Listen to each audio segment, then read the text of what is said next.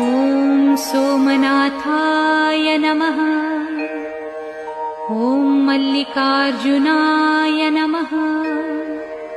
ॐ महाकालेश्वराय नमः। ॐ ओंकारेश्वराय नमः। ॐ वैद्यनाथाय नमः। ॐ भीमशंकराय नमः। ॐ रामेश्वराय नमः।